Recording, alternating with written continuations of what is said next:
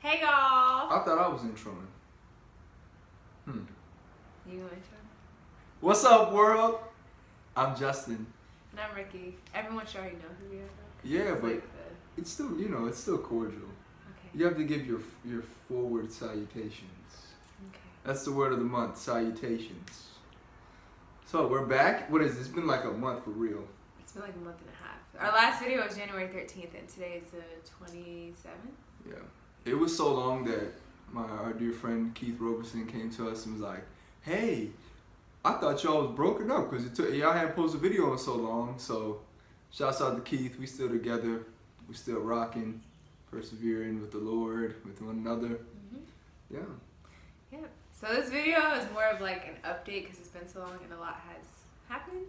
And so we kind of wanted to share. I think Justin wanted to share first, and a little bit of this video will be kind of like in relation to the status I posted last night, just about the Lord's grace and boundaries and coming close to crossing boundaries and how we process through that, how we deal with conflict and all that stuff. So, do you want to kick us off? You want me to kick us off? Okay. So yeah, the past couple months, man. So Valentine's Day, right, was last 2 weeks ago. Something like that. 2 weeks ago. 13 days ago.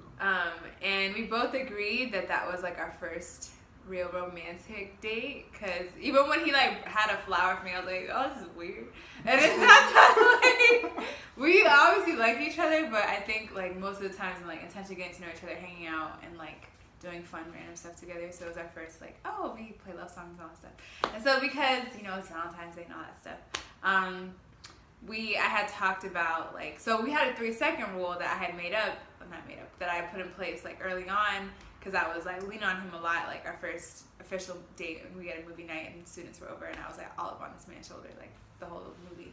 And so I was like, yeah, like nah, let's hold off on that until further notice. But I never put like an end date, like it wasn't like a thing until marriage, until engagement or anything. And so I was like, hey, like what do you think about us like readjusting that one, because I feel like we're at a place, since we didn't have a time stamp on it, that like, is this something that we can do now? And so he was like, I mean, it's cool, and I'm cool. So we're like, okay. And so like pretty much the rest of the night we cuddled in the car. And we were kind of like, yeah, as long as there's something in between us. So you can only be so comfortable when you're in the car. So it's a lot of like... That backseat life is a no-go. Oh yeah, we don't It's do a that. never go. No, that's not something we do. We're definitely in the front. And so it was like real sweet. I was like, wow, this is so nice. And then I just felt like, yeah, we had progressed a lot. So then like we went like an hour past curfew because we were like, oh, it's Valentine's Day and da-da-da, and then like the SWAT team came out and all that stuff happened. And yeah, but nothing happened. It was fine. And we went home and it was great. And so then a few days after that, Friday, we were supposed to go for a walk. We're like, oh, let's go for a walk. The weather's nice. This is great. Then it starts like raining. So we end up sitting in the car again, and we didn't really have anything to do. So we just cuddled the entire time pretty much. And I got a little creative with the cuddling. I'll just say that. It was just not good. I was like... It sounds so terrible. But okay. Well, so, the cup holder thing. So I pretty much was like, okay, I have an idea. I was like, okay, you like lay your seat down a little bit, and then I'll like lay across the cup holder to try to imitate laying on like his shoulder or his chest. It kind of ended up being closer to his lap, and it was just awkward. It's weird, and it was like, nah, that was too much. And so after that lasted for a second though, we're like, yeah, we're not doing that again. And so yeah, and I even told them like I felt a lot of like shame and guilt. I was like, we're in sin, and I started like freaking out. I was like, if someone finds out that we've been cuddling like this, like da-da-da, I just really started freaking out. It was like we had low-key felt like we had sex. And I know we did it. I know. It wasn't that, but I like felt so much guilt. As Paula D would say, that is out of control. Well, yeah, it was a lot. But it was also just my own background and previous interactions with guys that made me feel that way, even though nothing like happened. So, but a lot of that weekend I felt a lot of shame and guilt for it, and I was like processing with some of my sisters, like, I don't know why I feel this way, like we didn't do anything wrong, we didn't cross any boundaries, we just like went from 0 to 100 physically is what it felt like, because we had such a tight rein on our boundaries. And so we made a long, I kind of went through like a list of like, okay, let's readdress this cuddling, because it did progress us a lot in our relationship, I feel like. Because I realized like physical intimacy, especially more so cuddling in that way, like it's a super intimate thing for me. And I didn't realize that I held so much gave it so much weight. And so we readjusted. We're like, okay, so we're gonna have a timer of how long we cuddle. We're gonna cuddle in front of someone's house that we know that if they pop out, they can see us. And not that we're doing anything crazy. Like, we decide we're not doing the whole cup holder thing. That's a no. Like, we're not doing that again. And so, yeah. So I think so what I've learned in feeling that shame and like processing through it, like, okay, like we didn't do anything wrong. Like, there's still grace and all that. Like, we had another date the Wednesday after, and it was also at night, and I was like, hey, let's not be in the car at all. So we ended up going to get ice cream after Bible study, and because it was our 4th month, so we celebrate our month anniversaries together. And so we went and got ice cream and talked, and it was great, and we didn't even cuddle in the car. We hugged, and it was awesome. And I was like, wow, to see the Lord redeem that, because I was really worried. I was like, dang, I messed up our pacing because I'm trying to be fast and I just want to cuddle and all this stuff. And it's just and I really was dealing with a lot of shame that weekend. And so it was just really cool to see the Lord give freedom and grace and forgiveness, and not that we did anything wrong. It's just a lot of heart issues that I was wrestling with, but to even see the Lord redeem our time, where I felt like when we went to get ice cream, I was like, wow, I feel like we're back to where we were. I feel like our pacing didn't get messed up, and it was just cool to know that okay, even if boundaries were kind of crossed or almost crossed, or we did a lot that was too much, we can still pull back from it and walk in new readjust boundaries that are healthy for our pace. So that was really encouraging, and I was really excited about that. I was like, oh, okay. And we even on another date that we had Friday, we even set a timer, or Thursday, we set a timer. I was like, okay, let's set our cuddling timer and see if we follow it, and we did, and it was great. And so yeah, it was just encouraging to know there won't be this perfect purity story, as one of my clients told me. And so to know the Lord is still honored and glorified in Him extending grace to us, because then we can walk in that grace and in that freedom, and know that it's not perfect, but that He's still magnified and glorified through it. So it's cool. Yeah. So the last 6 weeks, definitely full of real hard conversation. So if you've been at Blueprint at all, we're going through this series called 18 Inches. And so we're learning how to take our emotions, right? Things we hate. We try to run from sadness and anger, fear, shame, all those, right? Anything you can name. We try to move from our head to our heart. And so in doing so, I think just having to really work through a lot of baggage and things that bring about hurt, and things that bring about sadness, and things that bring about shame. And through that process, Rikki and I actually had to have some very difficult conversation about some of our sexual history.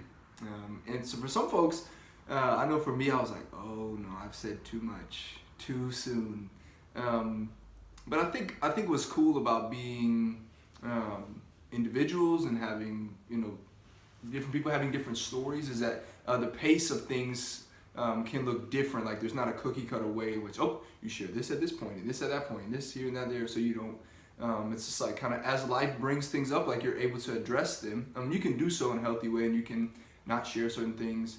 But yeah, I ended up sharing a lot with her, and she was just yeah, I'm hurt, and I'm sad, and I'm fearful.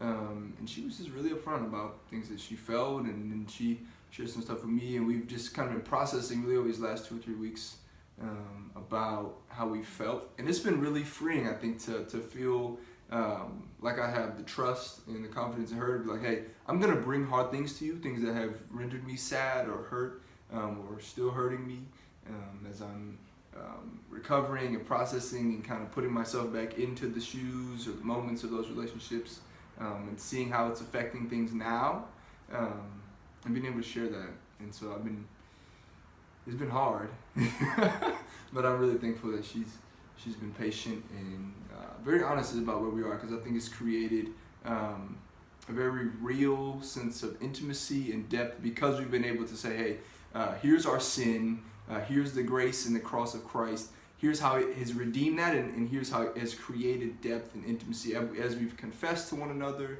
and as we've processed through a lot of the hurt and pain. So yeah, I'm just really appreciative that from the beginning, we kind of set a standard of, hey, no topic is too difficult to talk about, no sin is unreconcilable, that's a pillar. If we're called to be ambassadors, we're gonna be about some reconciliation, and we have to approach one another with grace and understanding.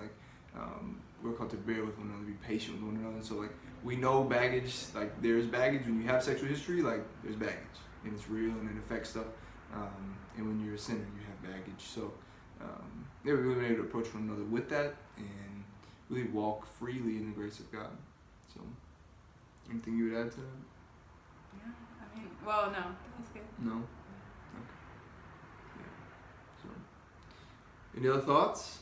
I'm trying to think. Other than, yeah, it's just been like freeing. I think even the past couple weeks in dealing with the shame and stuff, just really like comparing like our relationship with others, or like how I am in our relationship with others. Like, I wonder if this pacing is okay, like and like freaking out, and like what does dating with intentions towards marriage look like? Like, you know, like how does pacing work?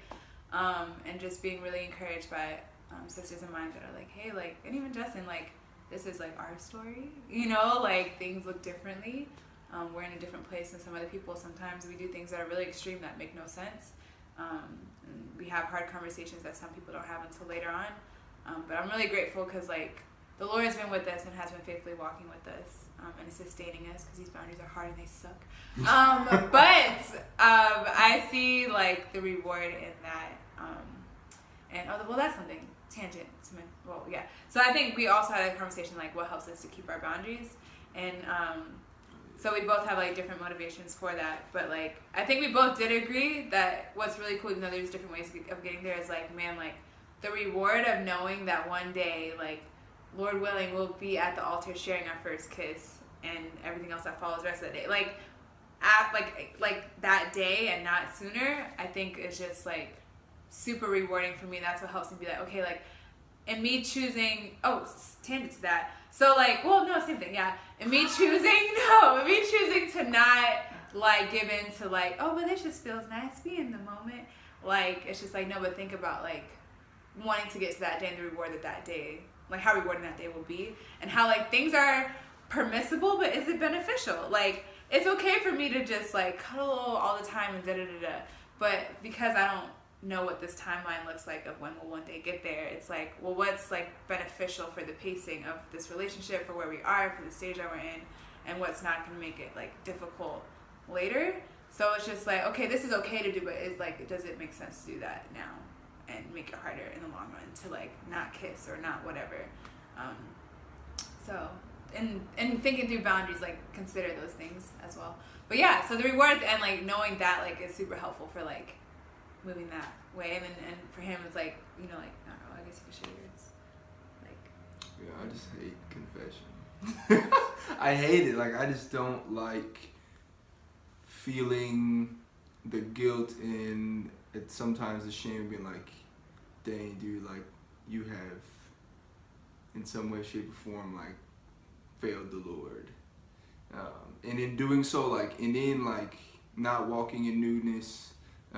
Like that means I failed her, and that means like now like there's gonna be other ramifications that come from that. And so it's like just remember like, oh dude, like sin doesn't just affect me, but like it affects a lot of other people around me, and it affects her.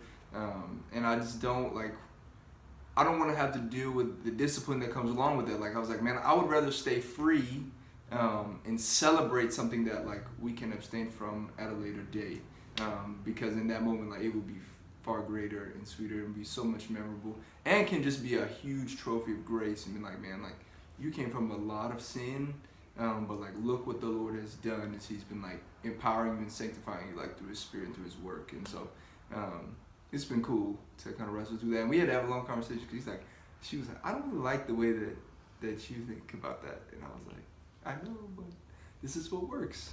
And so even that was kind of our conversation, and I think in some ways, shape, or form, like we were saying similar things, but like we were trying to get to the same point, but the way we were getting to that point was a lot different.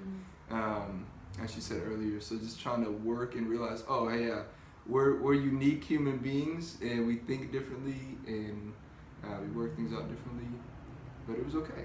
It was good.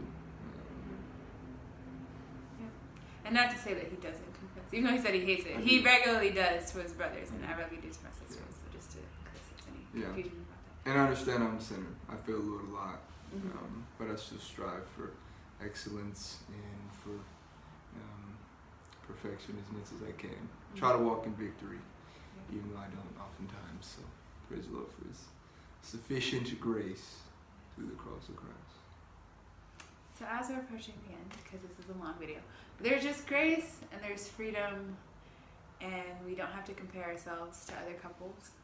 We're in our own lane, and we understand, like, even doing these videos, like, we're not the example, but we are an example of what godly dating can look like. And the main reason I wanted to share these and be open and vulnerable about where we are is because, like, I didn't know what this looked like. Like, I knew people would date for a long time, or for a year and a half, and get engaged. It's like, okay, that's great. I know y'all godly, y'all go to my church, but, like, what does that look like? I have no idea.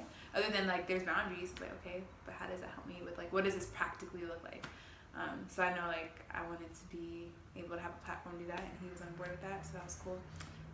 So yeah, thank y'all for watching.